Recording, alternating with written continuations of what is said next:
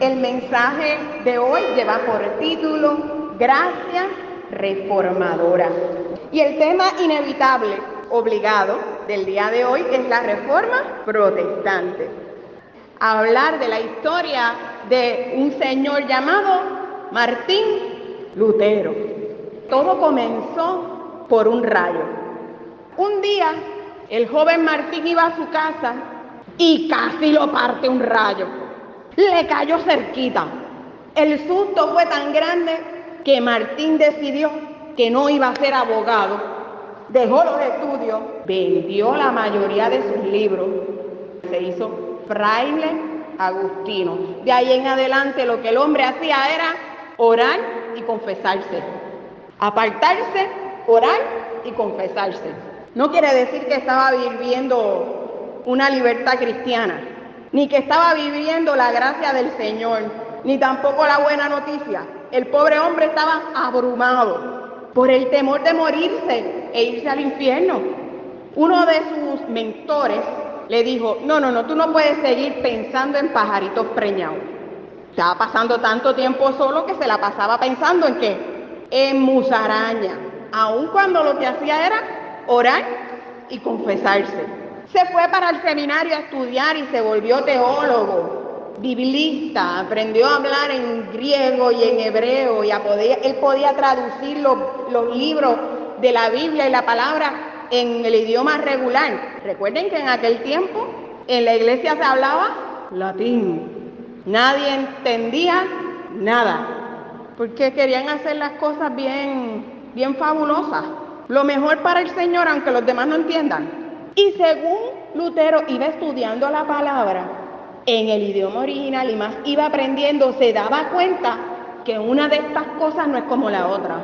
Se daba cuenta que había un tema que la iglesia había dejado a un lado, el tema de la gracia, el tema de la justificación que tenemos en Cristo Jesús, no por las obras, sino por la fe en Jesucristo. De ahí salió el eslogan de la Reforma, solo fe, solo gracia y sola Escritura.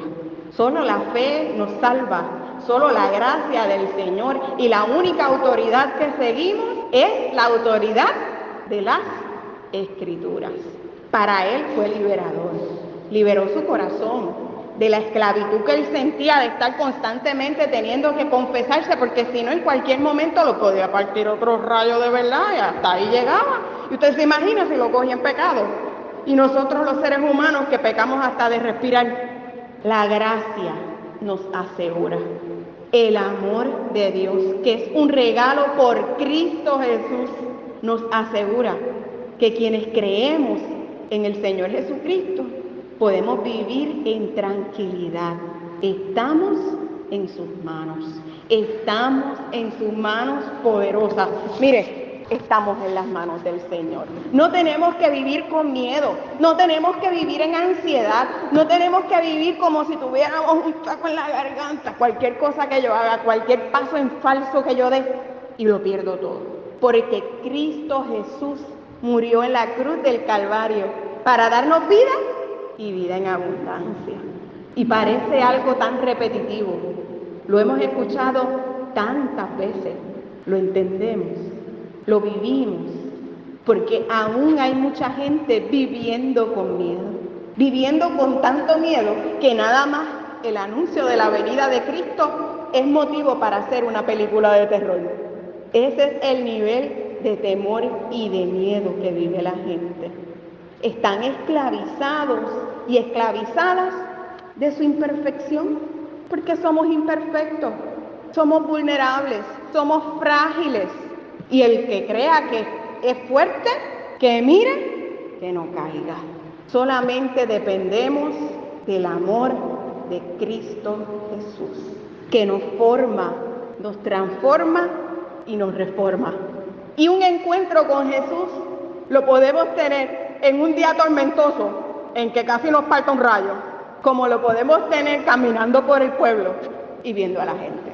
Lutero tuvo un segundo encuentro con el Señor, cuando vio la pobreza y la miseria en que vivía la gente de la comunidad. porque una cosa era en la comodidad de su casa, con su mamá y su papá. Su papá, que había sido un hombre que con mucho esfuerzo levantó a su familia y quería ver a su hijo hecho abogado, no lo pudo ver así. En el seminario, donde la iglesia le daba todo y tenía los mejores libros, la mejor educación, los mejores profesores, pero se tiró a la calle, a la parroquia, a compartir con la gente pobre en la miseria, que tenía que dejarlo todo para pagar por el perdón de sus pecados, por las indulgencias. Veía a la gente morir sintiéndose apartados de la gracia de Dios, porque no podían pagar la ofrenda para que se construyera la gran basílica de San Pedro y recibir el perdón. A nosotros nos parece algo tan terrible, ¿verdad? Pero en aquel tiempo era normal, era lo que todos conocían. Nadie conocía nada que no fuera eso. Ni siquiera tenían acceso a la Biblia. Hermanos, ni siquiera sabían leer y escribir. La mayoría de la gente no sabía leer y escribir. Leer y escribir era un privilegio para cierta clase social. En un mundo en donde la gente pensaba que por encontrar una astilla de la cruz de Cristo iban a recibir mayor salvación, más oportunidades de entrar al cielo. Y cualquier palito era una astilla de la cruz de Cristo. Un mundo muy diferente al nuestro. La gente realmente pensaba que solamente con poner su monedita en aquella caja y escucharla caer era que iban a recibir el perdón, la libertad, la salvación. No solamente de ellos, sino de su familia. Imaginan vivir con la angustia de que un familiar cercano y querido muere en pecado y vivir para trabajar, para sacarle del purgatorio. Esa es la realidad que vivía la gente en aquella época. Y nosotros hoy tenemos la libertad, ese banquete del Espíritu, de saber con certeza que nuestra salvación y el perdón de nuestros pecados solo depende de aquel que murió en la cruz por ti y por mí. Qué bendición tan especial, qué poder tan maravilloso tenemos hoy que no tuvieron tantas y tantas personas siglos antes. Gracias al Señor, a su gracia reformadora, que nos hizo entender en un momento su verdad. La verdad que trataba Jesucristo de proclamar, la verdad liberadora, esa gracia reformadora que vino a traer Jesús desde su encarnación, porque Jesús quería que entendiéramos estas cosas desde el principio, pero los seres humanos volvemos a lo mismo. Tratamos de meter a Dios en una cajita que nos parezca fácil de entender y de controlar. Tratamos de meter a Dios y de encajar a Dios según nuestra conveniencia. Pero como reformados, siempre reformando, nos decimos que el Señor vuelve a redirigir a su pueblo al camino que debe tomar. Por lo menos yo tengo una visión positiva de las reformas que el Señor hace en medio de su iglesia. Porque si fuera hace 500 años atrás, yo no estaría aquí con el clerical puesto y predicando, ¿verdad? Así que gloria a Dios por las reformas que solamente el Espíritu de Dios hace. Porque, mire, hace unos añitos atrás, si usted tenía la piel de un colorcito muy oscurito, tampoco tenía acceso a las mismas cosas, ¿verdad que no? Mucho que tuvo que luchar la iglesia y otro Martín, el doctor Martin Luther King, para que pudiéramos reconocer un poquito más que todos los seres humanos tenemos el mismo valor delante de Dios y deberíamos tratarnos con el mismo respeto y la misma dignidad. La gracia del Señor nos sigue reformando, nos sigue transformando. Y no es que Dios cambie, no es que Dios haya cambiado, no es que su palabra haya cambiado. Yo creo que, como dice un refrán, el maestro no llega hasta que el estudiante está listo. El maestro no llega hasta que el estudiante está listo.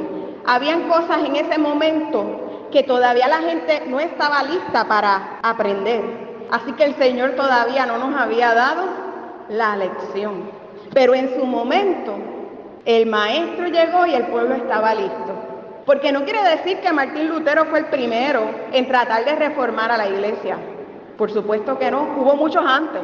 De hecho, 500 años antes, un grupo de personas que después se denominaron como los valdenses, trataron de reformar la iglesia y tenían unos principios extremadamente similares a los nuestros. Hoy día todavía esa iglesia existe y son una iglesia reformada. Antes de Martín Lutero, 100 años antes, Juan Hus también trató de hablarle a la iglesia y de promover unas doctrinas más bíblicas, pero lo mataron. Él dijo, hoy matan un ganso, porque Hus es ganso, mañana no podrán matar a un cisne. 100 años más tarde llega Lutero, que era muy conocido y apreciado por cierta clase social, que lo apoyaron y le ayudaron a tratar de hacer cambios dentro de la iglesia. Pero la iglesia no quería cambiar, la iglesia no quería escuchar. La lucha duró muchos siglos. Todavía al sol de hoy a veces pensamos que los hermanos católicos no se van a ir al cielo, como si nosotros tuviéramos el control de eso. Son diferentes, pero son nuestros hermanos. Piensan distinto, pero el llamado es amarlos. Lutero, cuando puso las famosas 95 tesis en la puerta de la catedral, no estaba tratando de armar una guerra, ni de dividir la iglesia. Esa era una famosa costumbre que se hacía para invitar a la discusión. Y yo sé que en Puerto Rico decir los invito a la discusión es como decir invitar a alguien a pelear, pero no. En aquel tiempo se acostumbraba a debatir ideas, no como a veces nos ponemos nosotros hablando de política o de religión con la familia. Un tipo de debate teológico más académico, que en cierta forma era un poco similar a lo que está pasando en la lectura de Mateo. Están los diferentes expertos de la ley con diferentes formas de pensar, invitando a Jesús al debate, aunque lo que están buscando es entramparlo, y lo sabemos, ¿verdad? El mismo texto bíblico nos lo dice. ¿Cuál es el mandamiento más importante? Amarás a Dios sobre todas las cosas y a tu prójimo como a ti mismo. La trampa no le salió bien. La manera que Jesús nos dio para interpretar las Escrituras es el amor. Nos tenemos que poner los lentes de la gracia para poder ver nuestra realidad de manera diferente. Porque según Jesús, amar es lo que resume todas las Escrituras. Desde lo que escribió Moisés hasta lo que dijeron los profetas. Es amor. Amor primero hacia Dios, sin olvidar a la gente que está a nuestro alrededor. Si Lutero había recibido ese mensaje de gracia que lo había liberado, y ahora veía a la gente a su alrededor esclavizada por leyes que no estaban ni siquiera fundamentadas en la Biblia, y que aún si lo estuvieran, tenían que ser cernidas por el amor y no iban a pasar el sedazo. Nos invita a mirar a nuestro alrededor, a mirar nuestras vidas, a nuestros vecinos, a nuestros compañeros de trabajo, y preguntarnos, ¿qué haría Lutero caminando por nuestras calles? ¿Qué haría Jesús al ver el dolor, la necesidad, la soledad, la enfermedad en este tiempo tan distinto a los tiempos anteriores? De eso es de lo que se trata la reforma. No se trata de un cambia las cosas porque sí. Es un examen de conciencia, de mirarnos como iglesia a la luz de la palabra, a la luz del amor, de la gracia, y darnos cuenta qué es lo que no está bien con nosotros, qué es lo que tenemos que cambiar y mejorar para ser más afines con lo que Cristo quería hacer.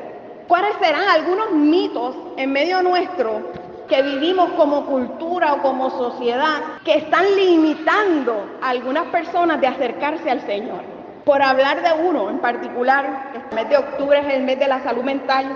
¿Y cuántas veces no hemos escuchado decir que una persona que sufre de alguna condición de salud mental permanente o temporal es que está lleno de espíritus malignos, es que es una persona débil, o como dicen ahora, es que es de cristal? Sin embargo, Jesús no miraba hacia la gente vulnerable y frágil. Jesús no miraba así a la gente que sufría de alguna condición. Jesús se acercaba con amor y misericordia a liberar, a sanar, a reconciliar. Porque para Jesús, ninguno de nosotros es menos porque tengamos alguna condición u otra. Ni porque seamos hombres o mujeres, ni porque ya pasemos de los 60 años, o todavía no hayamos cumplido cierta edad, o porque no hayamos estudiado tanto, o porque ya no podamos ser tan productivos como la sociedad quisiera que fuéramos. Porque todos esos son valores del mundo y no del reino. Porque todas esas categorías son las que mide la sociedad para determinar cuán valioso es usted, cuánto gana, cuánto ha estudiado, cuán mejorada está su raza, ¿verdad? Si es blanquito y de ojos azules mejor. El Señor no mira esas cosas. El Señor nos mira a través de Cristo en la cruz. Y debajo de la sangre de Cristo, no importa cuántas canas tengamos, aunque nos las pintemos. No importa cuán rápido puedo caminar. No importa si aún no puedo hablar con claridad y si aún no sé quedarme quieta en un banco para estar en el culto sentadita, bien portadita. No es eso lo que mira el Señor. El Señor nos mira a través de Cristo. Y hermanos y hermanas, esto lo sabemos con la mente, pero no con el corazón. Lo sabemos por idea. Y lo podemos repetir 1,000,000 de veces. Es más, se lo podemos decir a otras personas de memoria. Todos los textos bíblicos. Cristo te ama. Pero qué mucho nos lastimamos a nosotros mismos cuando cometemos un error. Cuando sentimos que cometemos un error. Cuando sentimos que pudimos haber hecho las cosas más mejores. Cuando creemos fallar. Que en lugar de buscar inmediatamente la gracia de Dios, lo que hacemos es lastimarnos, hacernos sentir menos, como si eso ayudara en algo. ¿Y usted sabe qué es lo triste? Que cuando nos lo hacemos a nosotros mismos, más rápido se lo hacemos a los demás.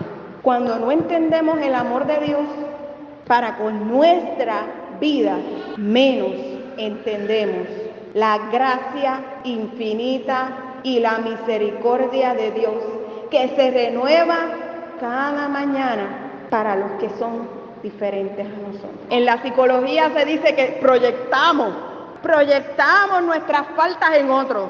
Y lo que usted no se perdona a sí mismo, lo ven los demás. Y rechazamos entonces a los demás. Pero la gracia y el amor de Dios no está para rechazarnos, sino para transformarnos. Para ayudarnos a ver la vida de manera diferente, un día a la vez. Cuando el estudiante está listo, llega el maestro. No lo podemos aprender todo de una. Cuando estamos listos para aprender la próxima lección de amor, de gracia y de misericordia, el Señor abre el camino para que lleguemos a crecer en su espíritu y en verdad. De eso se trata la reforma, que Dios es el Dios de la historia, que Dios se sigue haciendo presente hoy como ayer. La vida puede cambiar, el mundo puede cambiar, pero nuestro Dios no cambia. Su amor no cambia. Su deseo de acercarnos cada vez más a Él no cambia. El Señor hace cosas maravillosas en la gente que menos esperamos. Y a veces, incluso en los que aparentemente molestan. Porque esa niña que está ahí, que ustedes la oyen, esa es la próxima predicadora. Ya yo la veo dirigiendo el culto. Está practicando. 5ª generación presbiteriana, gloria a Dios. Hermanos, quizás esa es la reforma que el Señor quiere hacer en este tiempo. Quizás ese es el nuevo paso de fe que tenemos que dar como iglesia. Porque está de moda unas cosas y otras dentro de las iglesias. Que nos enfoquemos en los adoradores, en las luces, en el espectáculo, porque se vea bonito, ¿ah? Pero ¿dónde está la necesidad? ¿Quiénes son los que por alguna razón no están dentro de la iglesia, si no son los niños? ¿Cómo va a llegar un niño a la iglesia si alguien no lo trae? Si sus papás trabajan el domingo o si están muertos de cansado por una semana terrible, ¿cómo van a llegar los niños a la iglesia? Que no son el futuro, los niños son el presente. Y este es el tiempo en que ellos aprendan de la palabra. Este es el tiempo, en la edad perfecta, de crear una comunidad, una familia que les apoye, que les forme, que aprendan con modelos saludables a seguir. No podemos esperar que en 100 años siga habiendo una iglesia si no hay niños en la iglesia hoy. Si vamos a esperar a que lleguen por su propia cuenta. les tiene que caer un rayo encima. Y si les cae el rayo, ¿cómo saben a quién clamar si nadie les enseñó? Necesitamos crear conciencia de que si nosotros estamos aquí hoy, es porque alguien nos trajo. Si nosotros tenemos fe en nuestro corazón, es porque alguien nos las enseñó. Y si no somos obedientes a ese llamado del Espíritu, entonces, ¿cómo esperamos ver en el mañana una iglesia reformada que siempre se reforme? No podemos compararnos con los que están alrededor nuestro, porque ese no es el llamado particular que nos ha hecho el Señor. ¿A qué nos ha llamado el Señor en este tiempo de tanta necesidad? Si fuéramos como Lutero caminando en las calles, ¿quiénes son los que sufren por no conocer la libertad de Cristo Jesús? ¿Quiénes son los que tienen hambre y sed de la palabra de vida? ¿Quiénes son los que necesitan hoy más que nunca conocer a Cristo Jesús? El verdadero evangelio, una relación personal que les transforme con la palabra misma, que les libere, que les sane, que les restaure. Porque mientras nosotros estamos aquí adorando al Señor, hay gente afuera que necesita, gente de todas las edades, gente sola, gente angustiada, gente que preferiría pagar las indulgencias aunque sea de lejos, pero ni siquiera a eso tienen acceso. Hermanos y hermanas, no resolvemos nada quejándonos con la situación actual, con la situación que vive el país o con la situación que vive la iglesia. Tenemos que escuchar esa voz reformadora del Espíritu Santo que nos mueve a hacer una diferencia, que nos mueve a no conformarnos con dejar las cosas como están y seguir haciendo las mismas cosas como siempre, sino que nos mueve con la autoridad del Espíritu Santo a hacer la diferencia, con la autoridad del Señor. Yo creo que lo que vivió la iglesia hace más de 500 años atrás fue un avivamiento, como muchos otros avivamientos surgieron después. Un avivamiento de la palabra que les reformó. Después vinieron muchos otros, incluso avivamientos en medio de las guerras, en medio de las pandemias, que movieron a la iglesia con pasión a evangelizar hasta en China. Yo creo que es un tiempo de que la iglesia se avive en medio de la necesidad, que avivemos el llamado del Espíritu, que no es poca cosa, para que respondamos en medio de la necesidad con acciones de amor, de misericordia y de compasión, para que nos levantemos como cuerpo de Cristo en humildad, reconociendo que no somos perfectos y que fallamos, que estamos tan enfermos como los demás, para que no sea tan difícil que la gente entre por esa puerta. ¿Cuántos son los que creen que no pueden entrar por la iglesia porque el techo se va a caer? La gente tiene que saber que la salvación es por la gracia. Y al parecer no lo hemos dicho lo suficiente. La gente necesita saber que el Señor les está llamando, que el Señor tiene el poder de sanarles, de liberarles, de transformar sus vidas. Y tiene el mayor deseo de tenerles cerca. Lo demás lo hace el Señor. Solamente necesitamos estar cerca. Y estemos cerca unos de los otros, porque dice la palabra que donde hay dos o más reunidos en su nombre, ahí está Él. Dios está aquí. Quiere sanarnos, liberarnos, restaurarnos, vivir una relación cada vez más especial con nosotros. Una relación cada vez más cercana. ¿Será posible? ¿Será posible que hoy podamos vivir una relación de más amor con Dios que la que hemos vivido nunca? ¿Será posible que aún yo no haya visto, percibido, entendido todo el amor que Dios tiene para mí? ¿Será posible que aún Dios tenga algo más que compartir conmigo, que aún yo nunca he experimentado? Iglesia reformada, siempre reformándose. Es una iglesia que sabe que puede estar aún más cerca de Dios de lo que está. Que aún el Señor no nos ha perfeccionado y que en este proceso el Señor sigue llamándonos a más y más y más y más. Siempre hay más que hacer y que dar. Que cada día podemos entregar más nuestra vida al Señor. Y que no importa cuánto usted crea que ya está comprometido o comprometida, siempre hay más.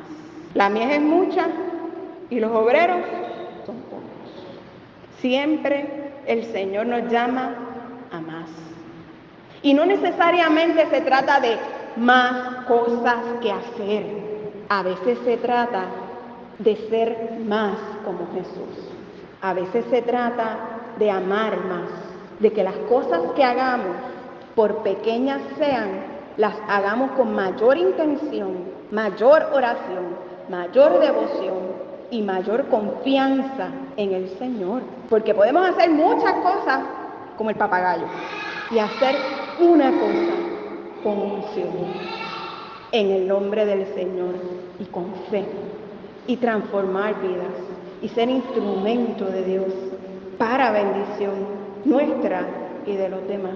Yo creo que el Señor nos llama a más y en tiempo de reforma mucho más. En tiempo de crisis, habiendo tanta necesidad, aún más. El Espíritu nos llama, nos prepara y nos capacita al andar. Que Dios les bendiga, que Dios les guarde y les transforme, les reforme con su gracia.